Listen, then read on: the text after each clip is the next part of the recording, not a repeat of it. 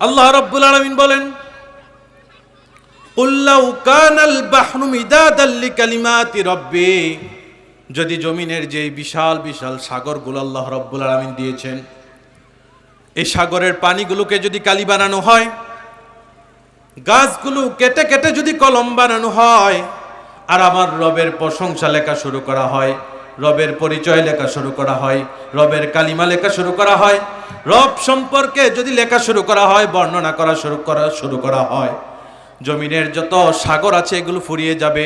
এর অনুরূপ আরো সাগর আনলে এগুলো ফুরিয়ে যাবে। গাছ কেটে কলম বানানো হলে কলম ফুরিয়ে যাবে, অনুরূপ আরো সংখ্যক গাছ এনে কলম বানানো হলে এগুলো ফুরিয়ে যাবে। কিন্তু আমার রবের পরিচয় বর্ণনা করে শেষ করা যাবে না। এ রব্বে কারীম আমাদেরকে কত কত নিয়ামত দান করেছেন, এত এত নিয়ামত রব্বে কারীম আমাদেরকে বিনা হিসাবে বিনা প্রতিদানে আল্লাহ রাব্বুল আলামিন দান করেছেন।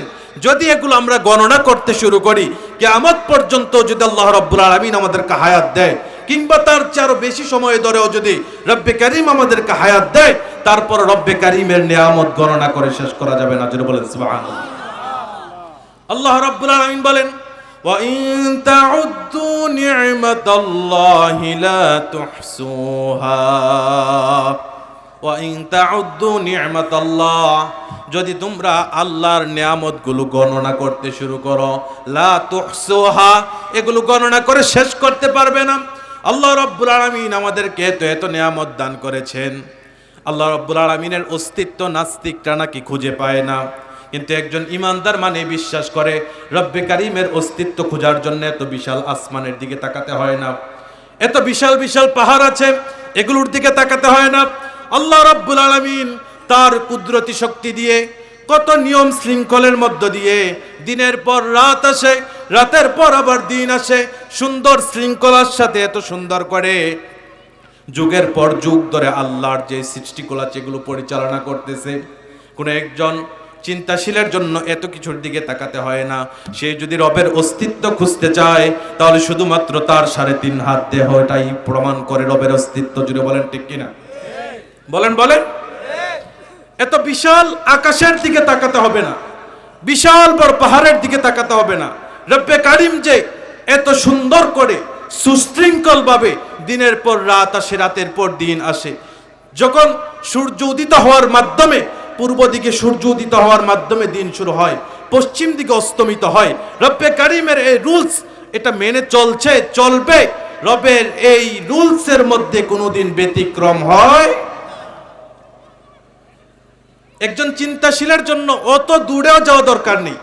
সে যদি শুধুমাত্র চিন্তা করে রব্বে কারীমের অস্তিত্ব খুঁজে পাওয়ার জন্য আমি শুধুমাত্র আমার 3.5 হাত যে দেহ আল্লাহ রাব্বুল আলামিন আমাকে দিয়েছে, আমি এটার মধ্যে আমার রবের অস্তিত্ব খোঁজার চেষ্টা করব, তাহলে ওই ব্যক্তির জন্য এই 3.5 হাত দেহের মধ্যেই রব্বে কারীমের অস্তিত্ব খুঁজে পাওয়া সম্ভব। জুড়ে বলেন সুবহানাল্লাহ। আমরা সেই রব্বে কারীমের পরিচয় জানবো সকলে পড়ি ইনশাআল্লাহ। আল্লাহ রাব্বুল আলামিন কুরআন কারীমের পাতায় পাতায় তার পরিচয় জাতির সামনে তুলে ধরছেন, তার বান্দার সামনে তুলে ধরছেন। কতটা শক্তিশালী মহান রবের গোলাম তারা, কতটা শক্তিশালী প্রতাপশালী, সমস্ত রাজাদের রাজা, সমস্ত বাদশাদের বাদশা রবের গোলাম তারা। তারা যেন রবের ওই কুদরত, ওই শক্তি, ওই ক্ষমতা, ওই মলুকিয়াত সম্পর্কে জানতে পারে, রব্বে কারীমের পরিচয় সম্পর্কে জানতে পারে। এজন্য আল্লাহ রাব্বুল আলামিন রবের পরিচয়কে সহজভাবে কোরআনের পাতায় পাতায় তুলে ধরলেন। আল্লাহ রাব্বুল আলামিন কোরআন কারীমে যত জায়গায় তার পরিচয় তুলে ধরলেন, এর মধ্যে আল্লাহর প্রথম পরিচয় এবং প্রধান পরিচয় হচ্ছেন তিনি এক এবং অদ্বিতীয়। আমাদের রব কয়জন? আরো জোরে বলেন, কয়জন?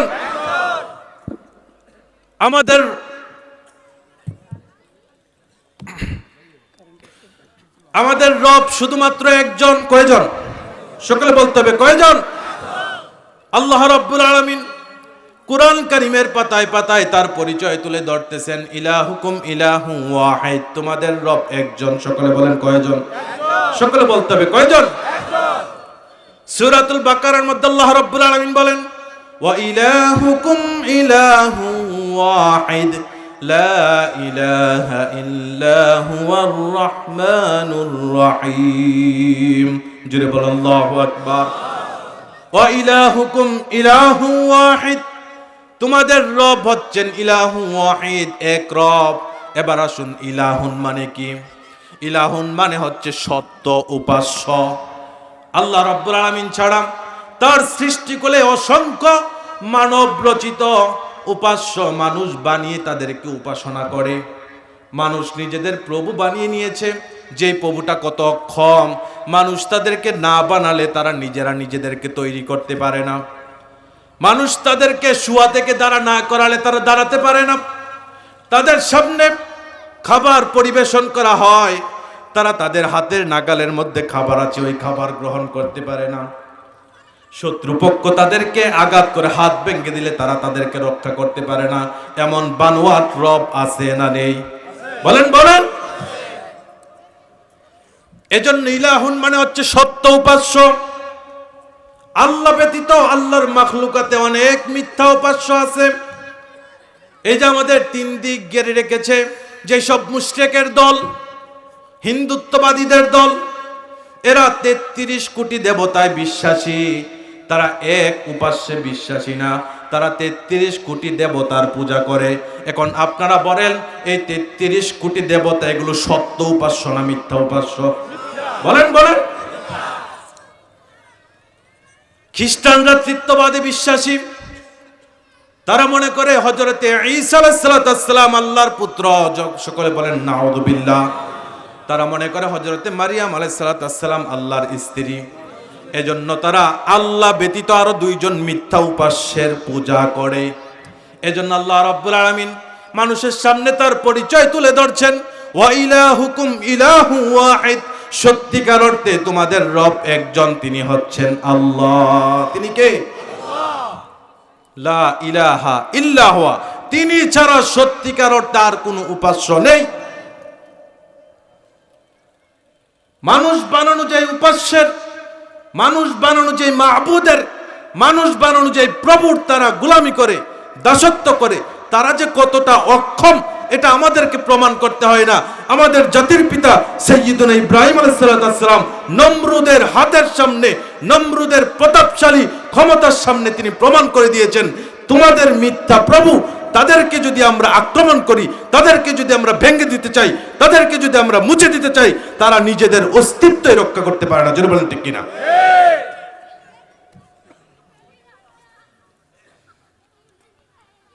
নমরুদ মূর্তির মেলায় যাবে, তার শাসন ব্যবস্থায় বিশাল বড় মেলা হতো। সেখানে মানুষ সুন্দর সুন্দর মূর্তি উপস্থাপন করত। যার মূর্তিটা নমরুদের কাছে ভালো লাগতো তাকে পুরস্কৃত করত। প্রত্যেক বছরে তারা মেলার মধ্যে যারা মূর্তি বানায় তারা তাদের সুন্দর সুন্দর মূর্তিগুলো উপস্থাপন করে নমরুদ থেকে পুরস্কার নেওয়ার জন্য। হযরতে ইব্রাহিম আলাইহিস সালাম সবেমাত্র যৌবনে পা রাখলেন। তার বাবা যেহেতু আজর একজন বড় মন্ত্রী ছিলেন নমরুদের, এজন্য তিনি ওই মন্ত্রী পরিষদের ওইখানে তিনি বড় হচ্ছেন। তারা সকলে মেলায় যাবে। ইব্রাহিম আলাইহিস সালামের বাবা সন্তানকে জোরাজুরি করতেছে মূর্তির মেলায় যাওয়ার জন্য। তিনি যেহেতু একজন নবী, তিনি যেহেতু একজন রাসূল, স্বভাবতই আল্লাহ রাব্বুল আলামিন তাকে তাওহীদের উপর জন্মগ্রহণ করিয়েছেন এবং তাওহীদের মূল শিক্ষাটা জন্ম থেকেই দিয়েছেন। ছোট্টকাল থেকে তিনি বাবার ব্যবসায় সহযোগী ছিলেন না। বাবা যখন বিভিন্ন সময় বাজারে নিয়ে যাওয়ার চেষ্টা করত, তখন তিনি নানান অজুহাত দিয়ে সেখান থেকে বেঁচে থাকার চেষ্টা করতেন। নমরুদ এবং তার যত মন্ত্রী পরিষদ আছে সকলে মেলায় যাবে। সেখানে নৃত্য হবে, গান হবে, মদ পরিবেশন হবে। আর মূর্তি যারা তৈরি করে তারা তাদের সুন্দর মূর্তিগুলো ওই মেলায় উপস্থাপন করবে। এজন্য তারা তাদের মন্দিরে হযরত ইব্রাহিম আলাইহিস সালামকে নিয়োজিত করলেন। হে ইব্রাহিম, তুমি যেহেতু বাজারে যাবে না, মেলায় যাবে না, তোমাকে দায়িত্ব দিলাম এগুলোকে দেখে শুনে রাখবা, আমাদের শত্রুপক্ষ যেন এগুলোর কোনো ক্ষতি করতে না পারে, আমরা মেলা থেকে এসে যেন এগুলোকে অক্ষত পাই। কতটা অক্ষম প্রভুর তারা গোলামি করত, যেই প্রভুকে নিরাপত্তা দেওয়ার জন্য তার দাসগুলো সর্বদা সজাগ থাকত।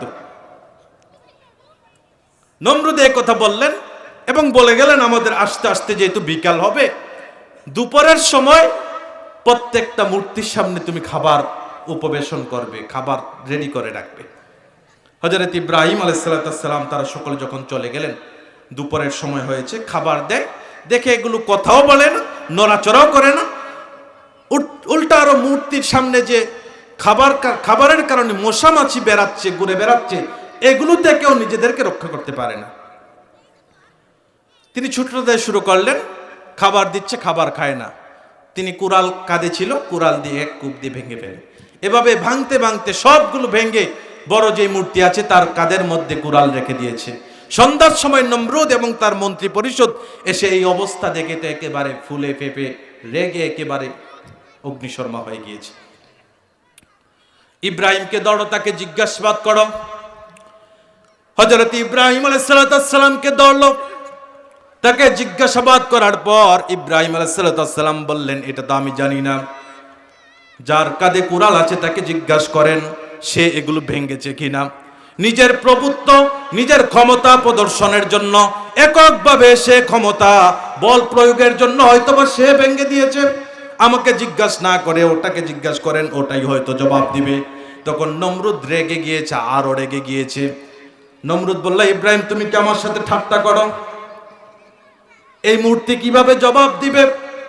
যেগুলোকে কে ভেঙেছে সে তো কথাও বলতে পারে না, সে কতটা অক্ষম, মানুষ তাকে বানিয়েছে, দাঁড়াতে পারে না, পিছন দিক দিয়ে বাঁশ দিয়ে ঠেলা দিয়ে এরপর এটাকে দাঁড়া করে রাখানো হয়েছে।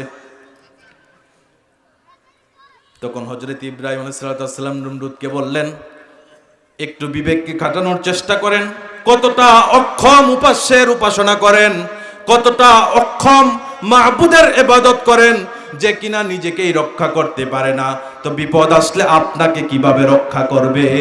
ঠিক কিনা?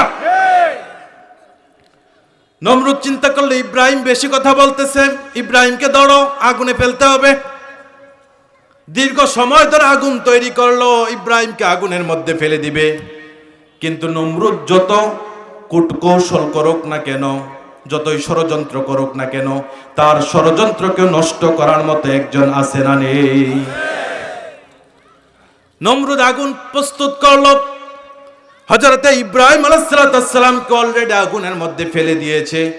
আল্লাহ রাব্বুল আলামিন কিন্তু আরশ আজিম থেকে এই দৃশ্যপট দেখছেন।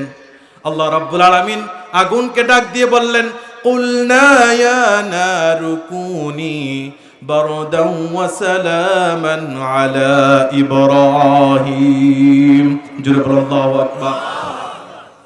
রব্বে কারীম আগুনকে ডাক দিলেন, হে আগুন, কুনি বারদান ওয়া সালামান আলা ইব্রাহিম, তুমি আমার বন্ধু ইব্রাহিমের জন্য প্রশান্তিদায়ক ঠান্ডা হয়ে যাও। জোরে বলেন আল্লাহু আকবার।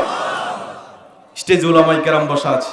কুনি বারদা ওয়া সালামা, কুনি বারদা বললে হয়ে যেত, আল্লাহ রাব্বুল আমিন সাথে সালামা দিয়েছেন, এমন ঠান্ডা হও যেন আমার বন্ধু আরাম উপভোগ করে, অতটা ঠান্ডা হয় না যেন আমার বন্ধু কষ্ট পায়। শীতের প্রচন্ড রকমের শীত যখন আমাদের পড়ে তখন আমাদের চলাফেরা করতে কষ্ট হয়, ঠান্ডা পানি ব্যবহার করতে কষ্ট হয়, অনেক সময় আমরা অসুস্থ হয়ে যাই। এজন্য আল্লাহ রাব্বুল আলামিন পানিকে, আগুনকে বললেন এমন ঠান্ডা হও যাতে আমার বন্ধু কষ্ট না পেয়ে আরাম ভোগ করে। জোরে বলুন আল্লাহু আকবার। এতে তাফসীর পড়তে গিয়ে দেখলাম, পরবর্তী বৃদ্ধ বয়সে হযরত ইব্রাহিম আলাইহিস সালাম নাতিদের সাথে যখন গল্প করতেন, নাতিরা তো দাদার সংগ্রামী জীবন সম্পর্কে জানতেন। সারাটা জীবন নমরুদের এই মূর্তি পূজার বিরুদ্ধে তাওহীদের পক্ষে তিনি কি সংগ্রাম করেছেন, সংগ্রাম করতে গিয়ে নমরুদের অগ্নিকাণ্ডের মধ্যে তাকে পড়তে হয়েছে। এই সংগ্রাম সম্পর্কে নাতিরা যখন প্রশ্ন করতেন যে দাদা আপনার সারাটা জীবন সংগ্রামে গিয়েছে, কষ্টে গিয়েছে, নিজের ঘরে থাকতে পারতেন না, আপন বাবা আপনার বিরোধিতা করত, আপন বাবা আপনাকে ত্যায্য পুত্র করেছে, সম্পদ থেকে বঞ্চিত করেছে, আপনি তো কারো পক্ষ থেকে কোনো সাপোর্ট পাইতেন না, সারাটা জীবনে কষ্টে গিয়েছে, এরপর আপনার জীবনের সবচেয়ে আনন্দ কোনো মুহূর্তগুলো সম্পর্কে যদি আমাদের বলতেন। হযরত ইব্রাহিম আলাইহিস সালাম বললেন, আমার জীবনের সবচেয়ে আনন্দ কোনো মুহূর্ত ছিল যে 7 দিন আমি নমরুদের আগুনে ছিলাম। আল্লাহু আকবার। সেখানে কিভাবে আরামে ছিলেন? আল্লাহ রাব্বুল আলামিন আমাকে জান্নাত থেকে প্রশান্তির বাতাস দিয়েছেন, জান্নাত থেকে প্রশান্তির বিছানা দিয়েছেন। সবচেয়ে মজার বিষয় হচ্ছে আল্লাহ রাব্বুল আলামিন জান্নাত থেকে সুস্বাদু খাবারে আমাকে সেখানে জীবিত রেখেছেন। জোরে বলো আল্লাহু আকবার। তাহলে সত্য ইলাহ শুধুমাত্র একজন, আল্লাহ রাব্বুল আলামিন সেই কথাই বললেন, ওয়া ইলাহুকুম ইলাহুন ওয়াহিদ, সত্যিকার অর্থে তোমাদের ইলাহ হচ্ছেন একজন, লা ইলাহা ইল্লা হুয়া, তাকে ছাড়া সত্যিকার অর্থে আর কোনো ইলাহ নেই। ওয়ার রহমানুর রহিম, তিনি বান্দার প্রতি অত্যন্ত দয়াশীল এবং দয়ালু। সূরাতুল কাহফের 110 নম্বর আয়াত আল্লাহ রাব্বুল আলামিন একই কথা বললেন। আল্লাহ রাব্বুল আলামিন আমাদেরকে জানাচ্ছেন, কুল ইন্নামা আনা বাশারুম মিথলুকুম ইউহা ইলাইয়া আন্নামা ইলাহুকুম ইলাহুন ওয়াহিদ। জোরে বলো আল্লাহু আকবার। হে রাসূল, আপনি জানিয়ে দেন, ইন্নামা আনা বাশারুম মিথলুকুম, আমি তোমাদের মতোই, দেহের আকৃতির দিক দিয়ে তোমাদের মতোই মানুষ, তবে তোমাদের মতো সাধারণ কোনো মানুষ আমি নই। ইউহা ইলাইয়া, আমার নিকট আল্লাহর পক্ষ থেকে ওহী আসে। আমার নিকট রব্বে কারীম যত ওহী প্রেরণ করেন, আমার নিকট আমার রব যত ওহী নাযিল করেন, তার মধ্যে প্রথম ওহী হচ্ছে ইউহা ইলাইয়া আন্নামা ইলাহুকুম ইলাহুন ওয়াহিদ।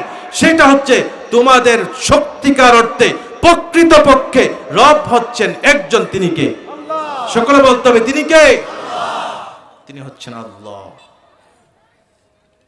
তাহলে কোরআন কারীম প্রমাণ করে আমাদের, শুধু আমাদের না, তামাম মাখলুকাতের সত্যিকার অর্থে রব একজন, তিনি কে?